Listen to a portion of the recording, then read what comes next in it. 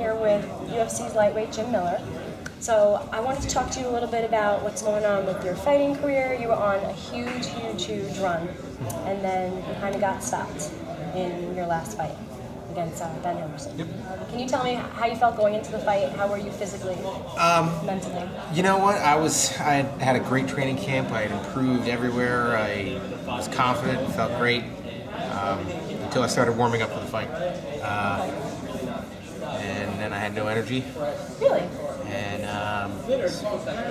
stepped into the octagon, and first time I've ever stepped into fight and didn't have that tingle, didn't have that rush of energy.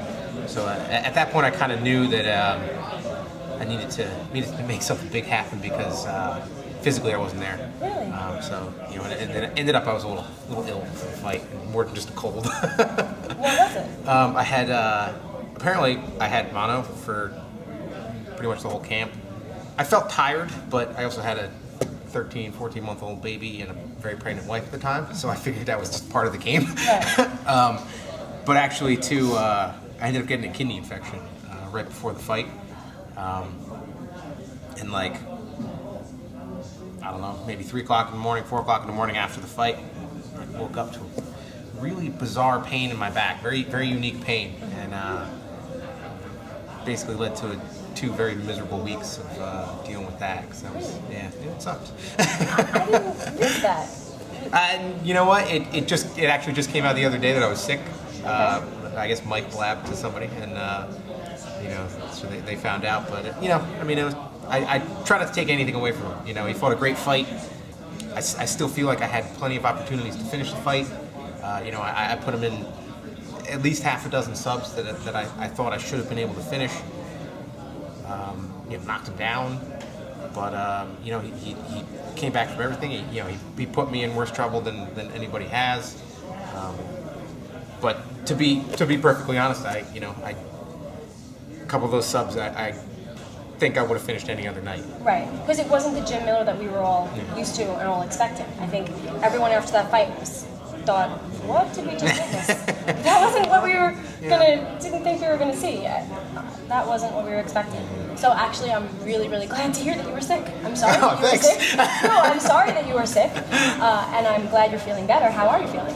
You know what? I feel good now. I feel great. It was like I said, it was 2 weeks of just dealing with uncomfortable pain. And I was really tired. I basically, that's the first time I've lost weight for a week and a half, 2 weeks after a fight, because I had no appetite. It was an interesting experience. Right. So. Okay, so you just got the call that you're going to fight Melvin Guillard, Yep. and he's coming off a loss, which people weren't really expecting that. So now you have 2 big guys coming in. This fight is so important to you. What are you looking to do? What are you looking to go in there and do? Can't wait.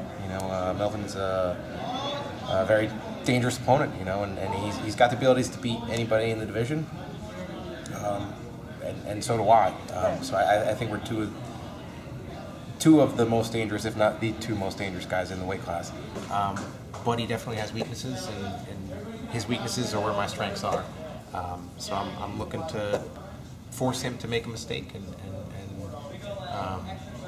do what numerous guys have done to him and sub him out. And it's on FX. It's going to be the first fight on FX. So how important is that for you to have that fight? It's pretty awesome to try to set the precedence and be in my first main event too. It's it's fun and just exciting. Now, do you think you got caught by Joe Lauzon? You know what? That's the word getting catch and caught and lucky and all that stuff. They get thrown around a lot. With Melvin, he's got power, but he leaves himself open when he throws strikes, and Joe stepped in when Melvin threw. So it's not necessarily luck or getting caught or anything like that. It's that Joe had the balls to to step in and throw a punch when Melvin was throwing. So it was a good shot, and that's the way it goes. That's the name of the game. That's what happens. Right. So now, do you think that this win will put you back in title contention? I hope so. That's what I want. I want the fights that are going to get me right back to where I was, because I still feel that I am the best, and I can beat anybody on the planet. it just sucks showing up for my last fight as like a maybe top 20, top 25 guy when I know I can beat anybody in the world. Right. Is there anyone besides Frankie? Actually, and what do you think about the Frankie Bendo fight? I think Frankie's going to beat him. Ben has been knocked down and rocked quite a few times. Frankie hits hard. I think Frankie's a better wrestler, and he's going to be able to scramble and stuff like that. So I think he's just going to outwork him and frustrate him, and grind out a decision. But like Ben could go up and Frankie could go down. There's such a size difference right there. Yeah, but you can't bet against Frank. No. Look his Why last not? it's like I love him. he is a smaller guy, but he's strong as an ox. For walking. Yeah, he walks around at 160, so he's fast as hell. And I've had the opportunity to train with him and lift with him and stuff like that, and he'll outwork anybody. So are you friends with him? I'm friendly with him. Yeah. Jersey boys? Yeah, we live 2 hours apart, so it's not like we hang out all the time. You don't play Monopoly? No, we just kind of grew apart in our training. And, he's still a nice guy. When I see him, we shoot shit. Okay. So you wouldn't have a problem fighting him? You know what? I wouldn't. It's we fought before, and if I earn the right to fight him again, then we'll do it. But that's the thing. That's I'm trying to earn that. I'm trying to prove that I should be there. Right. And what do you think about Strikeforce or like Gilbert Melendez? You know what? Gil is a great fighter and poses threats to everybody. And it'll be fun as a fighter when we finally have everybody in the same division to really settle the score and see who the best is. Do you think that the lightweight division is the most stacked division in the UFC right now? I definitely think it's the most competitive. Pretty much on any given night, the guys in the top 10, top 15, any one of them could be one of the other ones.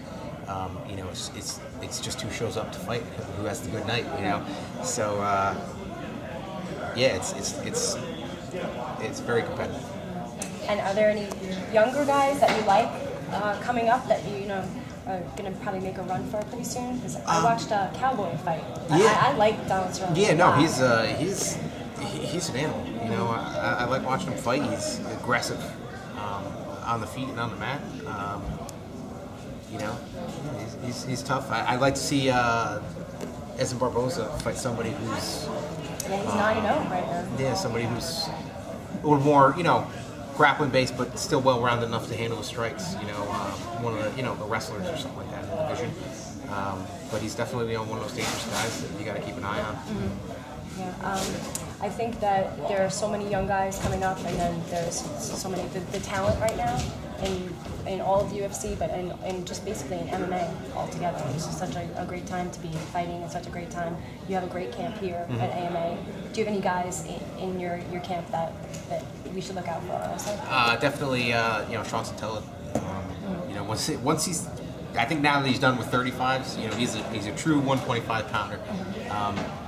Due to not, unavailability of fights at 125s. Right.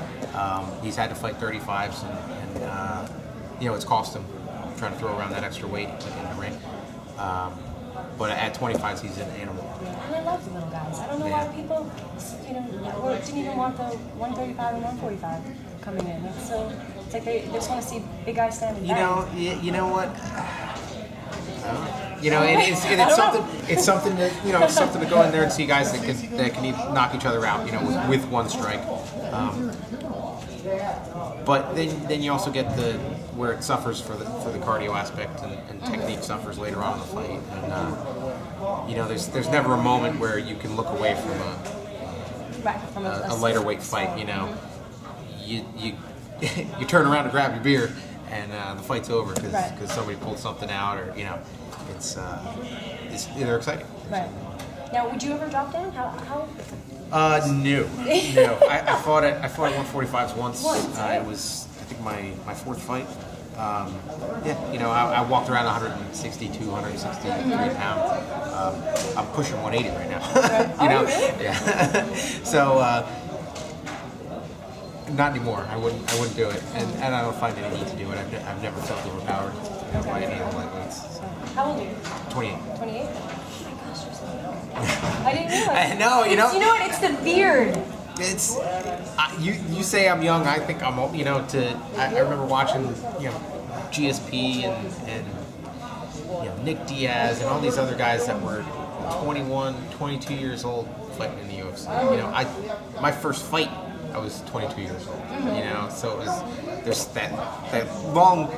that separation. You know, where it's like, okay, yeah, now I'm one of the better guys in the world, but they were one of the better guys in the world Back then, when they were yeah. 6 years younger than I am. Right. So it's, I feel like, you know, I feel that clock ticking, where it's, you know, I got to get things done. I got to do what I set out to do in this sport and put everybody away and hopefully retire young and rich and healthy. And what do you want to do after you retire? I don't know yet.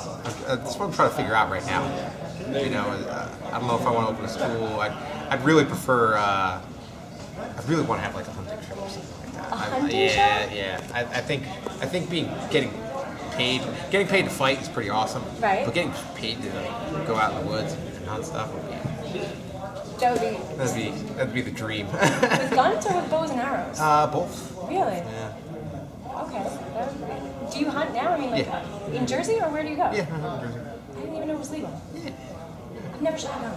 No, Can you take me gun shooting? you're missing out. I went to the gun shop where in Vegas. Yeah. Have you ever gone there? No, I haven't been there. Yet. Okay. Every time I'm out there, I'm always It's packed. gearing up for a fight. So I usually don't have the time to get out there because I really want to. I think you pay like $400 to go throw a grenade.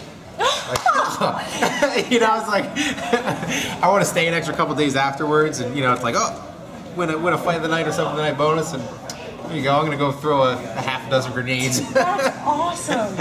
I so want to do the battles, like, you know, I want to do the skeet shooting because I just think that noise sounds so cool. Like, Yeah. You know, and I want to do the battles, like line up the battles. So I'd be up with that. I think that would be really cool. Okay, on that note, Kristen Brown, the Hunter. Oh, that should be your nickname. No, I don't need a nickname. I don't need a nickname. Yeah, you don't. Really? You're just intimidating enough. I don't want a nickname. A mascot, maybe. Mascot would be cool, you know? What would you have as your mascot? I think like a warthog. A warthog? A warthog. They dish out punishment and they can take it. Okay. But I don't need a nickname. But I'll walk Pumbaa out to the octagon with me. Oh, that's pretty cool. I like it. The idea of a nickname is to be called that's what people call you, like Rampage. Right. Rampage works because that's people don't know him as Quentin. Right. You know, it doesn't look like a Quentin. You know, it's he's an assassin or a pit bull. Yeah. He's a tough guy, that Patricky Pitbull. Holy, powerful striker. And Nogueira, black belt. He could come over to the UFC and cause a little bit of problems at 155. There's a lot of. All right, Jim the Hunter Miller. James Jim Miller. All right, Kristen Brown, Jim Miller. Thanks, guys. Thank you. Thank you. That's awesome. Let's go hunting. I want to hunt. I want to shoot. I don't want to shoot geese though. What do you hunt for?